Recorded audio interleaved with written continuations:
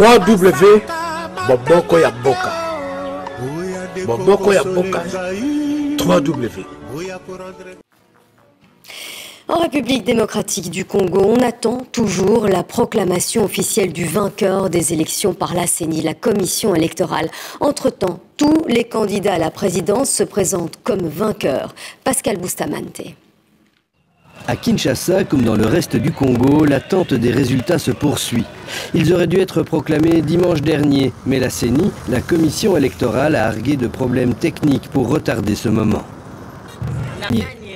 Et en attendant, nous vivons la peur au ventre. La conférence des évêques catholiques a déployé 40 000 observateurs lors du scrutin, compilé les résultats et annonce connaître le vainqueur au micro d'Arnaud Ressen sur la première. On peut être en droit de dire que, voilà, il y a quand même... Il y a un des trois noms qui se détache vraiment largement devant tous les autres. Oui, je pense, oui. Mais personne ne va prononcer le nom de ce candidat. Ce privilège est réservé à la CENI. En off, tout le monde parle de Martin Fayoulou, qui s'est exprimé au micro de la RTBF. Et la seule chose que je demande à la CENI, c'est de proclamer les résultats selon la vérité des urnes. En attendant, les autres candidats de l'opposition se profilent en vainqueurs et font même un appel du pied au pouvoir actuel. Quant aux rumeurs faisant état d'un rapprochement entre le président sortant, M. Joseph Kabila, et les candidats pressentis gagnants des élections du 30 décembre 2018, en l'occurrence M. Félix Tshisekedi Tshilombo, l'UDPS tient à préciser qu'elle s'inscrit dans la logique de la réconciliation nationale. Du côté du pouvoir, on revendique aussi la victoire et on se laisse aller à l'invective.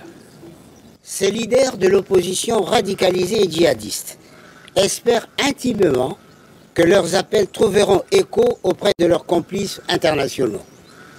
Car pour eux, l'alternance signifie l'élimination de Chadari de la course, mais quelle aberration démocratique. En attendant une déclaration de la CENI, une déclaration qui n'est pas encore programmée, c'est le brouillard politique qui plane sur Kinshasa. Et nous avons pu contacter notre correspondante à Kinshasa, Patricia Huon, qui nous confirme que cette longue attente génère nombre de rumeurs. Plus l'attente se poursuit et plus les rumeurs se multiplient. Cet après-midi à Kinshasa, le bruit a couru que la commission électorale allait annoncer les résultats. Les gens ont quitté le travail, sont rentrés chez eux par peur de troubles, mais à cette heure, il n'y a toujours pas eu d'annonce. On sait que d'intenses négociations se poursuivent en coulisses depuis plusieurs jours, des négociations dont il est difficile de connaître la teneur exacte, mais ce qui est sûr, c'est que la pression sur l'électoral est de plus en plus forte.